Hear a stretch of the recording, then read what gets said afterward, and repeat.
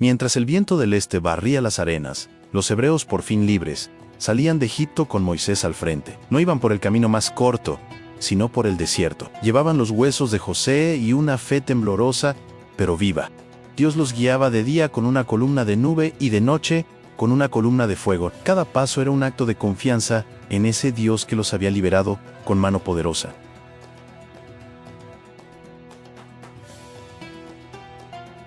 El faraón arrepentido reunió a su ejército y con los carros más veloces de Egipto partieron en su persecución.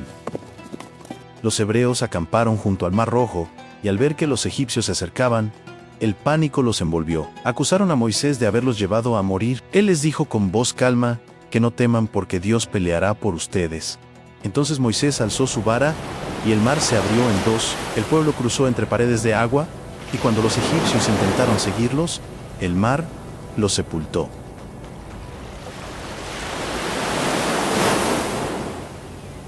Una vez que los hebreos cruzaron el Mar Rojo, celebraron que estaban con vida. Mientras, Miriam, la hermana de Moisés, tomó su pandero y cantó con las mujeres y danzaban con alegría.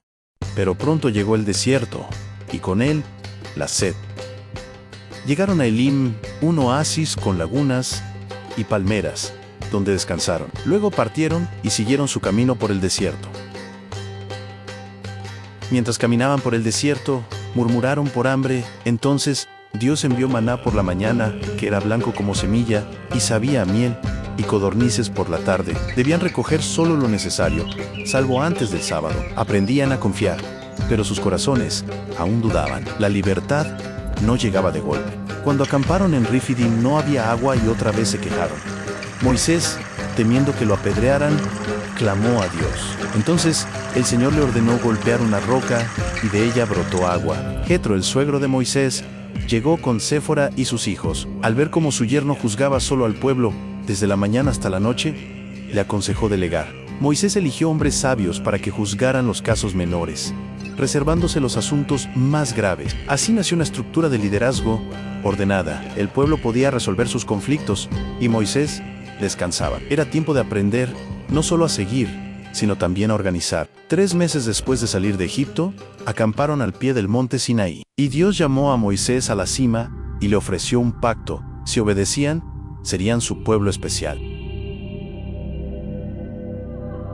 Moisés bajó con el mensaje, y el pueblo lo aceptó. Se prepararon durante 3 días.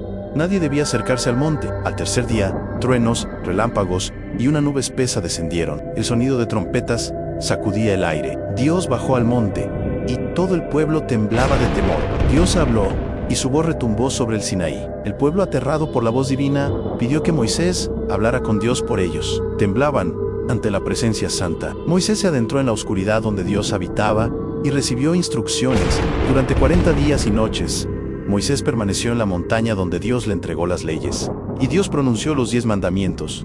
No tendrían otros dioses, no harían imágenes, no tomarían su nombre en vano, guardarían el sábado, honrarían a los padres, no matarían, ni cometerían adulterio, ni robarían, ni mentirían, ni codiciarían. También le mostró el diseño del tabernáculo, el cual habitaría en medio de ellos. Un santuario hecho con materiales nobles, dividido en secciones, con utensilios sagrados. Aarón y sus hijos serían los sacerdotes, vestidos con ropas especiales, consagrados mediante aceite y sangre. Mientras Moisés permanecía en el monte, el pueblo se impacientó. Pensaron que algo le había pasado y le pidieron a Aarón un dios visible. Aarón recogió los arcillos de oro, los fundió y moldeó un becerro. Israel, este es tu Dios, dijeron. Hicieron fiesta, danzaron, comieron y ofrecieron sacrificios. Fue un acto de rebelión. Dios, desde lo alto, vio el pecado y dijo a Moisés que destruiría al pueblo. Pero Moisés intercedió por ellos con súplica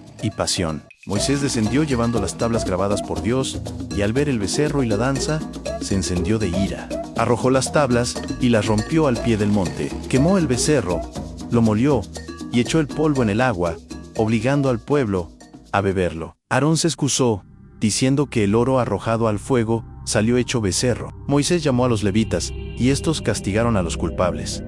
Ese día murieron 3,000 hombres. Fue un momento de un castigo severo.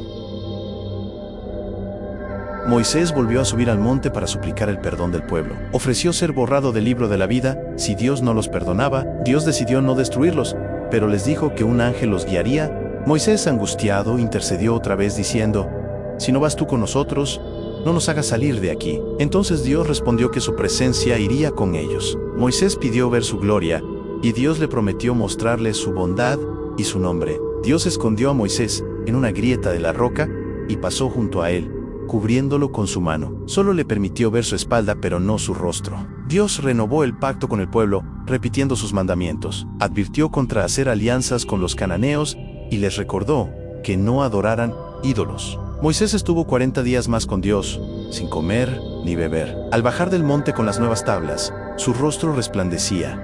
El pueblo tuvo miedo de acercarse. Entonces Moisés cubrió su rostro con un velo, que solo se quitaba al hablar con Dios. Reunió al pueblo y les transmitió todos los mandatos que había recibido. Les habló del sábado, del tabernáculo y de la ofrenda voluntaria, e invitó a todos a participar en la construcción sagrada. El pueblo respondió con donaciones. Hombres y mujeres trajeron oro, telas finas, pieles teñidas, maderas, piedras preciosas, aceites y perfumes. Tanto trajeron que Moisés tuvo que pedir que dejaran de donar. Los artesanos comenzaron la obra, tejieron cortinas, fundieron metales, labraron madera y ensamblaron piezas. Cada detalle seguía el modelo que Dios había dado. Los responsables lideraban la tarea llenos del espíritu de sabiduría. El tabernáculo fue construido según las instrucciones divinas. Se levantaron 10 cortinas de lino fino, teñidas de azul, púrpura y escarlata, unidas con lazos de oro. Sobre ellas, otras cubiertas de pieles protegían el santuario. El tabernáculo tendría el arca del pacto, donde se guardarían las tablas de la ley, una mesa con pan sagrado, un candelabro de oro puro, un altar para el incienso y una fuente de bronce. Todo debía ser hecho con precisión. Se hizo el arca del pacto con madera de acacia y oro puro, con 2 querubines en su cubierta. Dentro irían las tablas de la ley y sería el lugar donde Dios hablaría. Se fabricaron también la mesa del pan de la presencia, el candelabro de 7 brazos y el altar del incienso. Todo era de oro. Las vestiduras sacerdotales eran espléndidas, con gemas preciosas, el manto azul con campanitas de oro, la túnica bordada, la mitra y la placa de oro que decía «Santidad al Señor». Todo se preparó con esmero. Cuando toda la obra estuvo terminada, Moisés inspeccionó cada pieza y vio que todo estaba hecho tal como Dios había ordenado, y bendijo a los artesanos. Entonces, la nube cubrió el tabernáculo, y la gloria del Señor lo llenó. Tal era la presencia divina, que ni siquiera Moisés podía entrar. A partir de ese momento, la nube se posaba sobre la tienda durante el día, y de noche era fuego visible. Cuando la nube se elevaba, el pueblo avanzaba. Cuando permanecía, acampaban. Así el Señor guiaba a Israel en todas sus jornadas. No estaban solos. Su Dios moraba en medio de ellos, santo y fiel. Desde entonces, Israel no se movía sin la señal divina. La nube y el fuego no eran símbolos vacíos, representaban la presencia viva de Dios, marcando los tiempos, el reposo y el avance. El pueblo empezaba a aprender que la libertad no consistía solo en dejar Egipto, sino en caminar guiados por su Creador. Cada parada, cada paso en el desierto, tenía un propósito. Dios no solo los sacó de la esclavitud, quería formarlos como nación santa. El tabernáculo se convirtió en el centro de la vida de Israel. Allí se ofrecían sacrificios, se encendía el incienso y se escuchaba la voz divina. Los levitas servían, los sacerdotes ministraban y Moisés hablaba con Dios cara a cara. Aunque no tenían templos de piedra ni reyes poderosos, tenían al Dios vivo acampando con ellos. La tienda era humilde, pero su gloria la llenaba de un poder incomparable. Los días en el desierto eran duros. El calor abrasador, la escasez, la rutina del maná, todo desafiaba su paciencia. Pero también era una escuela. Dios les enseñaba a obedecer y a confiar. Ya no eran esclavos, pero tampoco sabían ser libres. Por cada prueba, respondían con quejas, y Dios respondía con justicia o con misericordia. El camino era largo, pero el Señor no los abandonaba. Su propósito seguía firme. Los mandamientos dados no eran simples reglas, definían una forma de vida. Les enseñaban a vivir en comunidad, a respetar al otro, a reconocer la santidad, a valorar el tiempo sagrado. Cada ley los alejaba de Egipto y los acercaba a la identidad de un pueblo distinto, un pueblo que reflejara la justicia y la compasión de su Dios. que no quería solo rituales, sino corazones transformados. La ley era el reflejo de su carácter eterno. Moisés, aunque líder y profeta, también era humano. Cargaba con las quejas, las dudas y la carga del pueblo. Pasaba horas en la tienda del encuentro, buscando dirección. A veces intercedía con fervor, otras lloraba de agotamiento, pero nunca abandonó su misión. Dios lo fortalecía, lo corregía y le mostraba el camino. Su relación con el Señor era íntima, única. Era el puente entre un pueblo terco y un Dios que no dejaba de amar. Los objetos del santuario eran guardados con sumo cuidado. Nadie podía tocarlos, salvo los designados.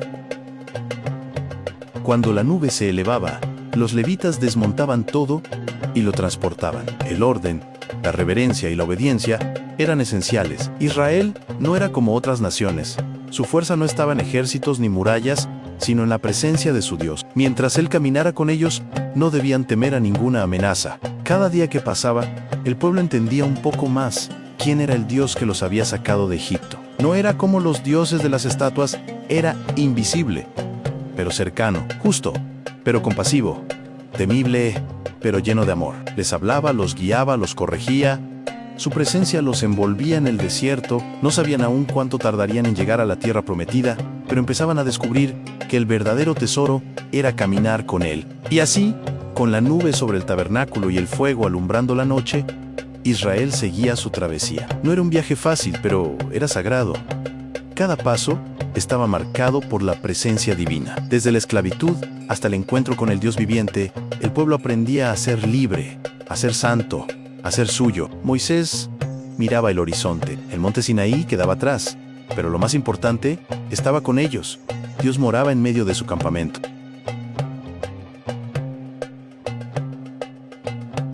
Moisés, ya anciano, y con la mirada profunda de quien ha guiado a un pueblo entero, subió al monte Nebo. Desde allí, Dios le mostró toda la tierra prometida que él no llegaría a pisar. Fue un momento solemne, cargado de gratitud y resignación. Moisés contempló en silencio los valles, colinas y ciudades que tanto anhelaron sus hermanos. Luego murió allí, en tierra de Moab, tal como el Señor le había dicho. Tenía 120 años, pero sus ojos no se habían oscurecido, ni había perdido su vigor. Dios mismo lo sepultó, y hasta hoy, nadie conoce su sepulcro. El pueblo lloró por Moisés 30 días, sintiendo el vacío de quien fue profeta, pastor y amigo. Nunca volvió a surgir en Israel un profeta como Moisés, con quien Dios hablaba cara a cara, ni nadie hizo señales y prodigios tan grandes ante faraones y naciones. Así se cerró la vida del hombre que condujo a su pueblo de la esclavitud a las puertas de la libertad, dejando como herencia la fe, la ley y el ejemplo de una vida entregada al servicio divino.